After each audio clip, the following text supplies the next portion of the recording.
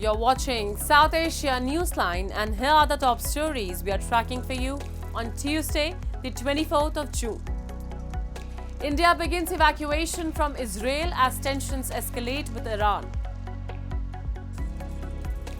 India's NSA Ajit Dwal meets Chinese Foreign Minister in Beijing. And Hasina's British MP niece blames Bangladesh regime of smear campaign.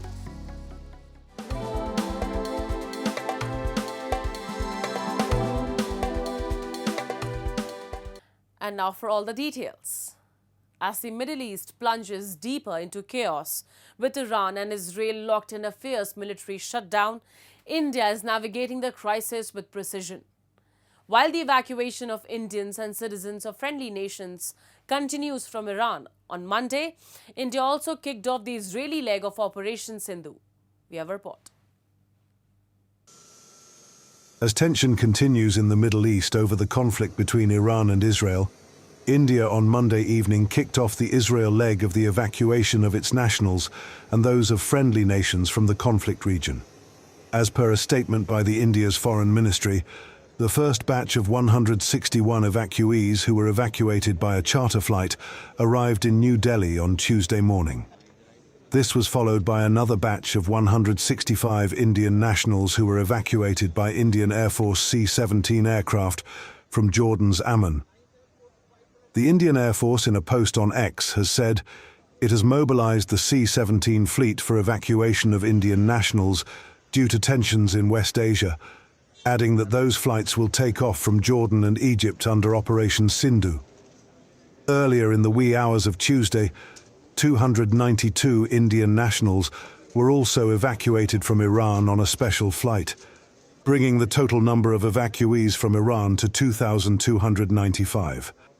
Indian embassy इन्होंने बहुत सहायता की है हमें direct Israel से लेके Jordan होके फिर इंडियन एयरफोर्स ने हमें पिकअप किया जॉर्डन एयरपोर्ट से फिर हमें यहाँ पे लाया गया और रास्ते में हमें खाना पानी सब कुछ बहुत अच्छी तरीके से प्रोवाइड किया गया है 22 को जो फर्स्ट बैच है हम लोग निकले और सिचुएशन थोड़ी खराब थी वहाँ पे और एम्बेसी और गवर्नमेंट हमारे टच में थी और समहाउ कॉम्प्लिकेटेडली हमको निकाला वहाँ से और हाँ थैंक यू करना चाहेंगे गवर्नमेंट ऑफ इंडिया को और एम्बेसी को क्योंकि सच में काफ़ी कॉम्प्लिकेटेड थी सिचुएशन और लास्ट में मतलब हम प्रिविलेज फील करते हैं कि हम इंडियन सिटीजन हैं क्योंकि जिस तरह से हमें निकाला it was very brave and good. In the latest hours after Iran launched multiple missiles at US military installations in Qatar and Iraq, including the Al Udeid air base near Doha in retaliation to Washington's bombing of Iran's nuclear facilities in support of Tel Aviv, US President has said that Iran and Israel have agreed to a complete and total ceasefire. As per Times of Israel, Tel Aviv has accepted the ceasefire as they quoted the Prime Minister office claiming that Israel has achieved all of the objectives of Operation Rising Lion, launched to target Iran's nuclear assets and ballistic missiles. The statement said that while Israel has agreed to Trump's proposal for the bilateral ceasefire, it has said it will respond forcefully to any violation of the ceasefire. There was no official statement from Tehran. However, Al Jazeera has reported like Israel. Iran has also said it will strike if there's a resumption of attack against it.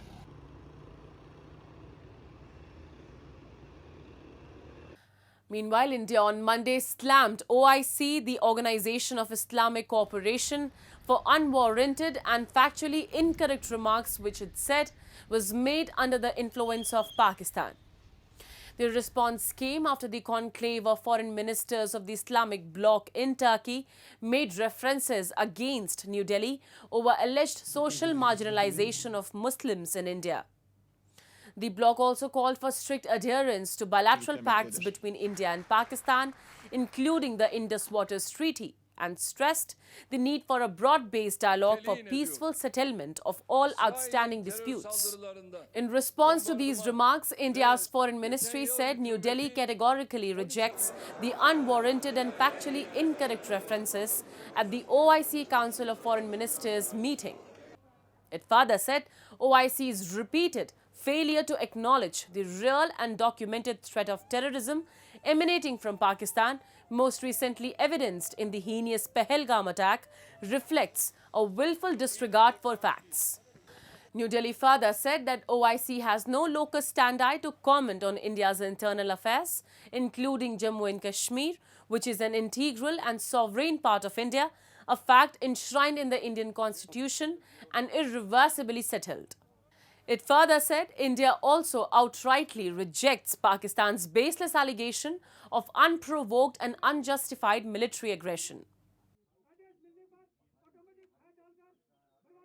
And in a major diplomatic development, India's National Security Advisor Ajit Dwal met Chinese Foreign Minister Wang on Monday in Beijing on the sidelines of the 20th meeting of the Security Council Secretaries of the Shanghai Cooperation Organisation. India's Ministry of External Affairs informed that both sides reviewed the recent developments in India-China bilateral relations and underscored the need to foster greater people-to-people ties.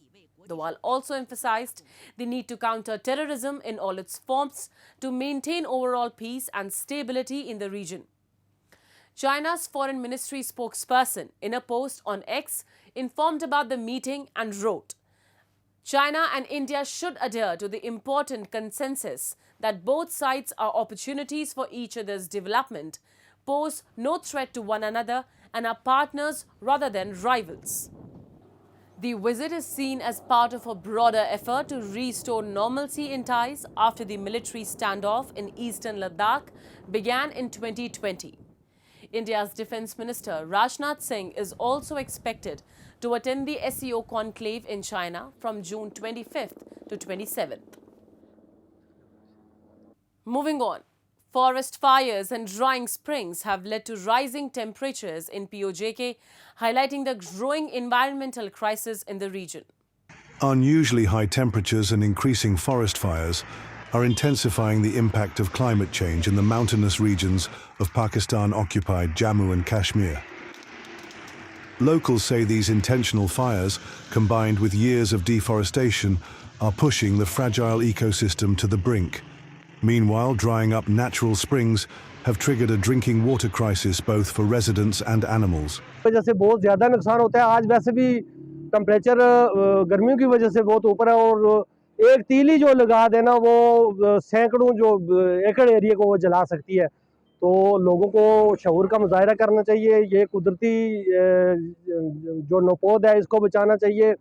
ये दरख्त नहीं होंगे तो माहौल जो है वो शदीद तरह से मुतासर होगा। पहले भी आप देखें कि कितनी हीट है इस मौसम में। और आजकल तो सबसे बड़ा इशू जो है ग्लोबल वार्मिंग है। पूरी दुनिया को अगर थ्रेट है किसी चीज़ से तो वो ग्लोबल वार्मिंग से। तो अगर हम दरख्त नहीं लगाएंगे, उसकी हिफाजत नहीं करेंगे तो ये आने वाले वक्त के लिए हमारी नस्लों के लिए तबाही बर्बादी का बायस बनेगा। तो सबसे ज़्यादा जो है इस वक्त ये शऊर पैदा करने की ज़रूरत है कि इसकी शजरकारी तो खैर हो जाती है, शजर परवरी ये उससे भी ज़्यादा मुश्किल काम है। तो हमें इस पे ज़्यादा फोकस करना चाहिए। Officials in the region have acknowledged the worsening climate impact, while locals have called for urgent intervention. They blame Pakistan neglects environmental concerns, but continues to exploit the occupied region's natural resources. And British MP Tulip Siddiq, niece of former Bangladesh Prime Minister Sheikh Hasina, has accused the Muhammad Yunus-led interim government in Dhaka of running a smear campaign against her. Siddiq, who resigned as Treasury Minister earlier this year amid corruption allegations, claims the probe by the Anti-Corruption Commission of Bangladesh is politically motivated.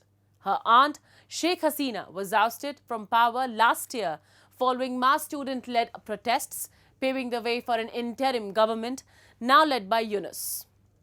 Tulip's lawyers have written to Yunus stating the investigation is unfair and unlawful, citing media leaks and lack of engagement during the recent UK visit of Yunus. Siddiq said Yunus declined her meeting request, calling it a legal matter.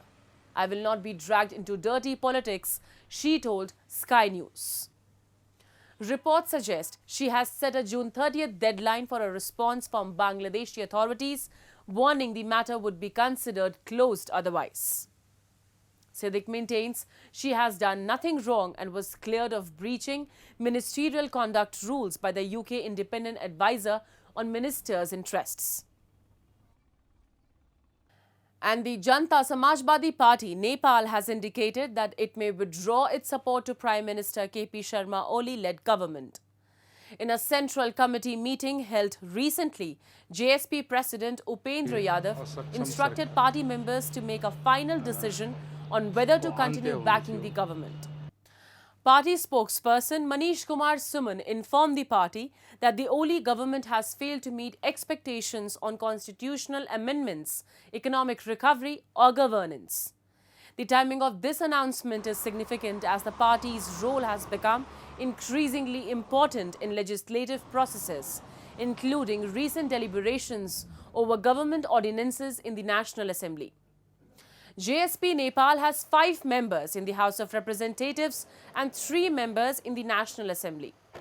It extended the support to the Oli government without joining the cabinet. The Congress-UML coalition, which commands a strong majority in the House of Representatives, does not have a majority in the National Assembly. With growing royalist sentiments, the government is facing political uncertainty on multiple fronts. That's all in tonight's edition. We will see you same time tomorrow. Good night.